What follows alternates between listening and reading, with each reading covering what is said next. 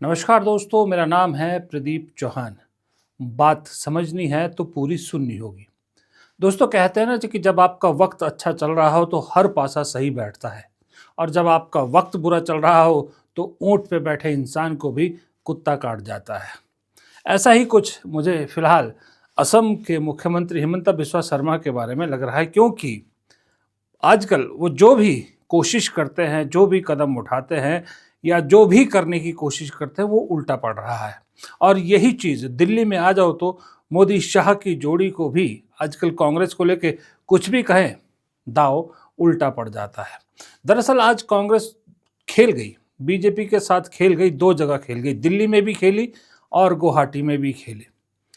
हुआ ऐसा कि कहानी दरअसल 2 दिन पहले के अमित शाह के एक बयान से है, जहां अमित शाह ने शायद कल चैलेंज किया, एक पब्लिक रैली में राहुल गांधी को चैलेंज किया कि जहां मर्जी, जहां मर्जी, जब मर्जी चाहे इस डील पर डिबेट के लिए आ जाए, और हमारा युवा अध्यक्ष, मतलब युवा जो मोर्चा है उसका अध्यक्ष डिबेट कर लेगा राहुल गांधी से। राहुल गांधी को युवा मोर्चा के बंदे के साथ डिबेट करने का चैलेंज दिया।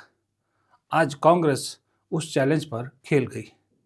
मैं राहुल गांधी जी को चैलेंज देना चाहता हूं, किसी भी मंच तय कर लो, भारतीय जनता पार्टी का युवा मोर्चे का अध्यक्ष आकर आपसे चर्चा कर लेगा नुकसान किसने किया। राहुल जी ने इसीलिए हमको और खड़गे जी ने आदेश दिया कि तथ्य सार्वजनिक पटल पर रखो।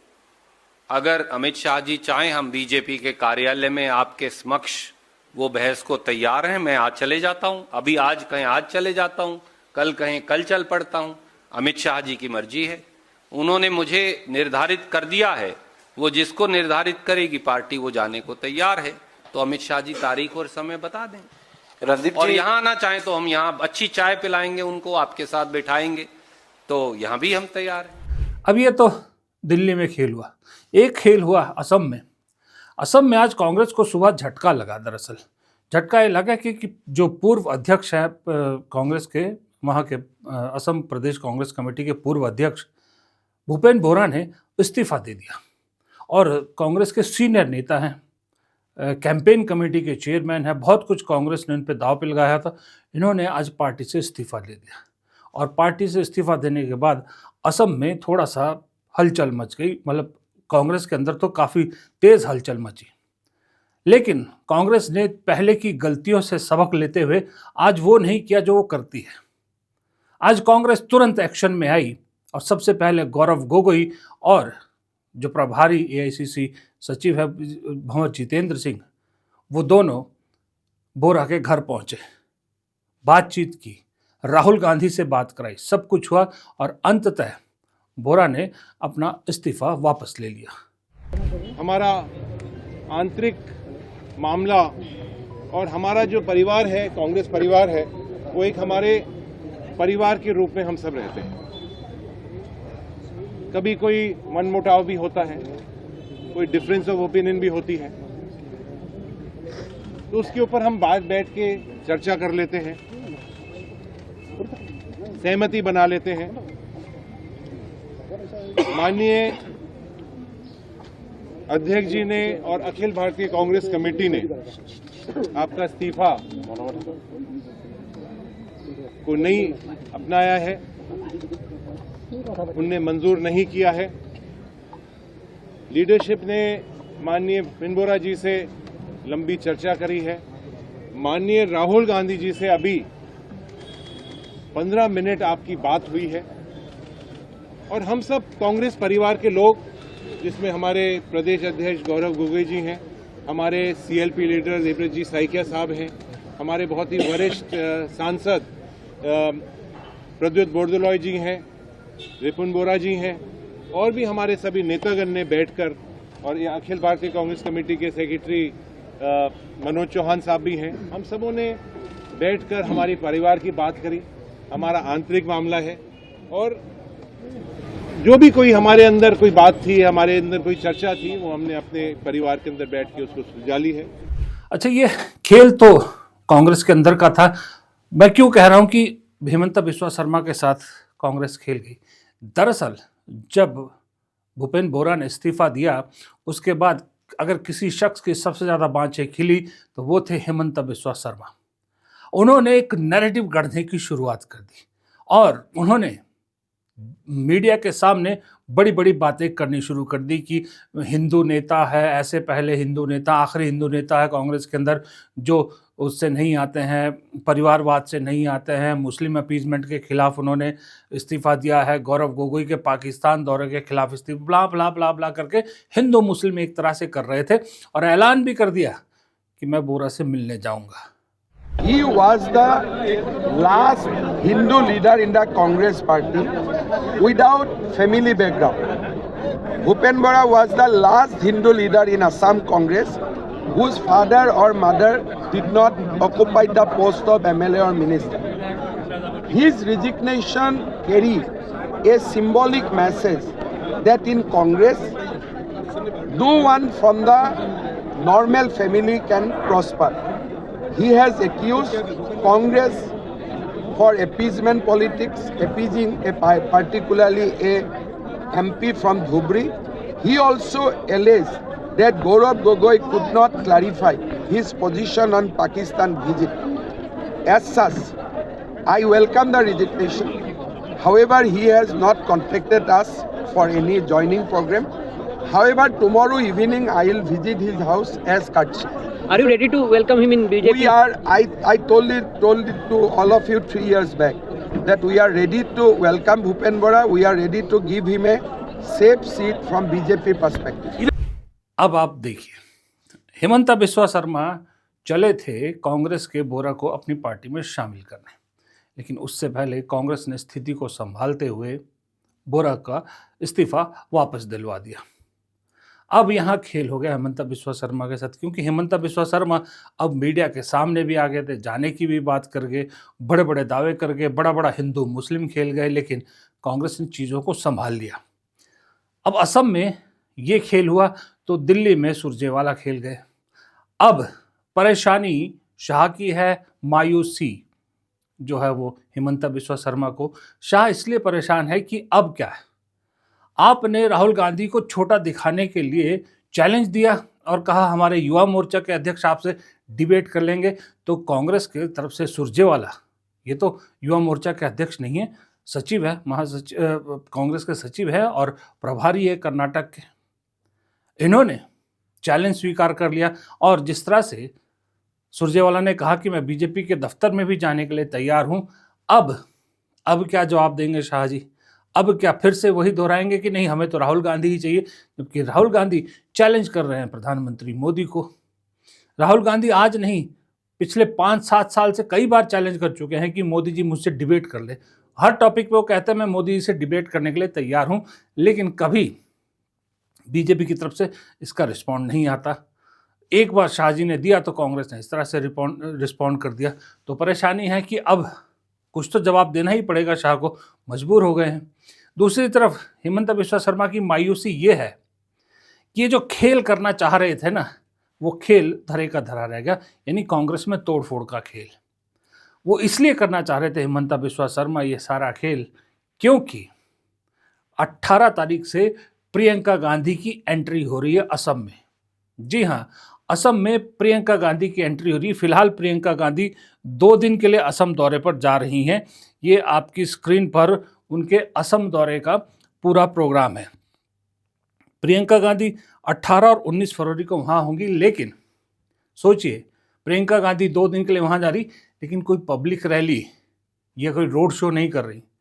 प्रियंका गांधी वहाँ पर सिर्फ और सिर्फ संगठन पर काम करने जा रही है। दोनों दिन उनकी मीटिंग है और 1-to-1 है सबके साथ, जिला अध्यक्षों से लेकर पूर्व एमएलए तक, प्रेजेंट एमएलए तक, पदाधिकारियों तक, सबके साथ 1-to-1 मीटिंग कर रही है प्रियंका गांधी। असम का पूरी नब्ज टटोलने के लिए राहुल गांधी उन्हें वहाँ भेज रहे हैं। और हेमंत बिस्वा शर्मा चाह रहे थे कि प्रियंका गांधी के आने से पहले कांग्रेस में ये जो खेल हो गया है, कांग्रेस में जो तोड़-फोड़ हो गई है, इसका मैं फ़ायदा उठा लूँ, क्योंकि एक गलत नैरेटिव कांग्रेस के लिए सेट हो जाएगा कि देखिए प्रियंका गांधी के आने से पहले ही पार्टी में टूट, पार्टी के सीनियर नेता पार्टी छोड़कर चले गए हैं। और हेमंता बिस्वा शर्मा जिस तरह से उनसे मिलने की बात कर रहे थे बोरा से, ज़ाहिर-सी बात है, सीधा-सीधा ये था कि वो बोरा को अपनी पार्टी में लाना चाहते हैं। कुछ लोगों का ये भी कहना है कि हेमंता बिस्वा शर्मा के इस बयान के बाद कांग्रेस को भी बोरा पर ज़्यादा रिलाय नहीं करना चाहिए, लेकिन प्रॉब्लम यह है कि चुनाव सिर पर है और भूपेंद्र बोरा सीनियर नेता है और इम्पोर्टेंट उनको जो जिम्मेदारियां सौंपी है, कांग्रेस पार्टी ऐसा भी नहीं कर सकती कि उनके बगैर चुनाव में चली जाए, क्योंकि चुनाव बिल्कुल सिर पर है। अगर 5-6 महीने का वक्त होता तो अलग बात है। शायद मुझे ऐसा लगता है, जो लोग कहते हैं ना कि राहुल गांधी दूरदर्शी नेता नहीं है, संगठन पे वो नज़र नहीं रखते, मुझे ऐसा लगता है ये जो भूपेंद्र बोरा वाला मामला है ना, आज प्राइम एग्जाम्पल है कि राहुल गांधी कैसे संगठन पर पूरी नज़र रखे हुए। क्योंकि आपको याद होगा कुछ दिन पहले, ये देखिए आपकी स्क्रीन पे चल रहा होगा, एयरपोर्ट पर भंवर जितेंद्र सिंह से कितनी नाराज़गी राहुल गांधी की दिख रही है। मुझे ऐसा लगता है कि ये भूपेंद्र बोरा वाला मामला ही था जिसको लेकर राहुल गांधी नाराज़ थे और भंवर जितेंद्र सिंह मामले को संभाल नहीं पा रहे थे। और आज अल्टीमेटली भूपेंद्र बोरा का गुस्सा फूट गया, जो उनका पेशेंस है वो जवाब दे गया, उन्होंने इस्तीफा दे दिया। लेकिन भंवर जितेंद्र सिंह की जो है, आप यूँ कह सकते हैं कि जो नुकसान हुआ था उसको इसलिए बचा लिया कि उन्होंने मना लिया उनको, लेकिन फिर भी एक डेंट और एक वो तो लग ही गया। और राहुल गांधी जो वो नाराज़गी दिखा रहे थे, कुछ इसी तरह के मामलों पर ही दिखा रहे थे। तो जो कहते हैं राहुल गांधी संगठन पर नज़र नहीं रखते या उनकी पकड़ नहीं है, इससे साफ पता लगता है कि वो कितने माइन्यूटली अब संगठन पर काम कर रहे हैं। और इसीलिए प्रियंका गांधी को भेजा जा रहा है 2 दिन संगठन पे जो है लोगों से मिलने के लिए, उनका फीडबैक लेने के लिए, क्योंकि स्क्रीनिंग कमेटी की चेयरमैन प्रियंका गांधी है, जो पहली बार हुआ है कि गांधी परिवार का कोई जो सदस्य है वो किसी राज्य के विधानसभा चुनाव की स्क्रीनिंग कमेटी का चेयरमैन बना है। अब उससे पहले भूपेंद्र बोरा के जरिए, जाहिर सी बात है, भूपेंद्र बोरा जैसा सीनियर आदमी अगर इस्तीफा देता है, कोई ये सोचे कि उन्होंने सिर्फ कांग्रेस को झुकाने के लिए इस्तीफा दिया, नहीं। इस्तीफा देने से पहले इतना सीनियर नेता सारे ऑप्शन खुले रखता है। उन्होंने बहुत सी बातचीत की होगी और मुझे ऐसा लगता है कि कहीं ना कहीं बीजेपी के साथ भी उनका कोई ना कोई रास्ता तो ज़रूर हुआ होगा, कोई ना कोई फीडर तो ज़रूर पहुंचा होगा, क्योंकि वो रास्ता अभी भी एक बोरा हमेशा बैकडोर पे खुला रखेंगे। उसी रास्ते से, उसी सिग्नल से ये खेल खेला गया कि प्रियंका गांधी के आने से पहले ये पार्टी में उथल पुथल मचा दो, कांग्रेस में गौरव गोगोई के खिलाफ एक माहौल बना दो, भंवर जितेंद्र सिंह के खिलाफ एक माहौल बना दो। ये पूरी कोशिश थी और एक नैरेटिव गढ़ दो कि कांग्रेस पार्टी में लोग छोड़ के इसलिए जा रहे क्योंकि कांग्रेस सिर्फ मुसलमानों की पार्टी बनकर रह गई है, इसलिए कांग्रेस में लोग अनकंफर्टेबल है। लेकिन चीज़ें संभल गई, मायूसी लगी हेमंता बिस्वा शर्मा के हाथ में। लेकिन यहाँ मैं एक चीज़ ज़रूर कहना चाहूँगा, भंवर जितेंद्र सिंह, इतनी बड़ी जिम्मेदारी राहुल गांधी ने उनको दी है, भरोसा करते हैं राहुल गांधी के खास है, लेकिन राहुल गांधी की वो नाराज़गी और अब ये होना, ये बात तो तय लग रहा है कि असम भंवर जितेंद्र सिंह से नहीं संभल रहा है।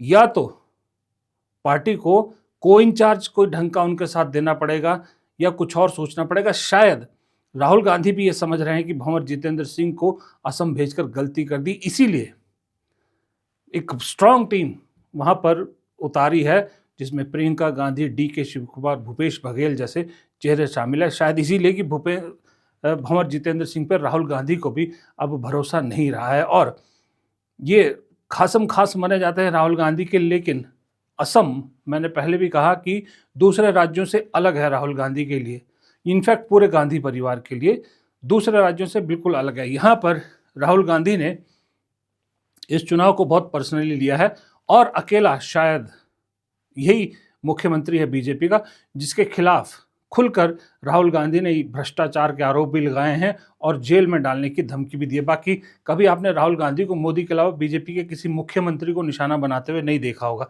हेमंता बिस्वा शर्मा अकेले, उससे आप आइडिया लगाइए कि राहुल गांधी कितना पर्सनली इस चुनाव को ले रहे हैं। इसलिए प्रियंका गांधी को भी उतारा है और ऐसे में अगर कमज़ोर सारथी भंवर जितेंद्र सिंह निकले तो फिर दिक्कत मुश्किल हो जाएगी। जो जीत का रथ है, उसे जिस किनारे पर पहुंचाना चाहते हैं राहुल गांधी, वो नहीं पहुंचा पाएंगे। अभी हालांकि कांग्रेस के पास प्लस पॉइंट ये है कि हिमंता बिस्वा शर्मा खुद गलती पे गलती कर रहे हैं। उस गलती को कांग्रेस को कैश ऑन करना है, लेकिन अगर कांग्रेस गलती करेगी तो फिर बीजेपी नहीं छोड़ेगी और वो कांग्रेस अफोर्ड नहीं कर सकती आज की डेट में। इसलिए भंवर जितेंद्र सिंह को लेकर मेरे मन में भी बहुत शंका है कि अगर पूरा उन्हीं को फ्री हैंड दिया जाएगा तब थोड़ा मुश्किल हो जाएगा, क्योंकि खबरें ये भी आ रही कि गौरव गोगोई भी शायद भंवर जितेंद्र सिंह के काम करने से इतने कंफर्टेबल नहीं हैं और डी के शिव कुमार, भूपेश बघेल पे अब पूरी जिम्मेदारी है कि इस क्राइसिस को कैसे संभालते, क्योंकि हिमाचल में जब सरकार पर खतरा आया था तब भी यही दोनों चेहरे कांग्रेस ने भेजे थे और सरकार बचा ली थी। अब असम में भी क्राइसिस को बचाना है, पार्टी को और टूट फूट होने से बचाना है, तो डी के शिव कुमार और भूपेश बघेल और प्लस प्रियंका गांधी, ये तीन का कॉम्बो ज़बरदस्त तरीके से काम करता है अब तक और शायद असम में भी यही काम करे।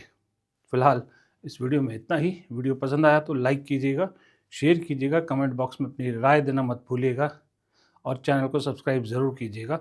आपके सब्सक्राइब करने से और वीडियो को लाइक करने से हमें बहुत मदद मिलती है। नमस्कार।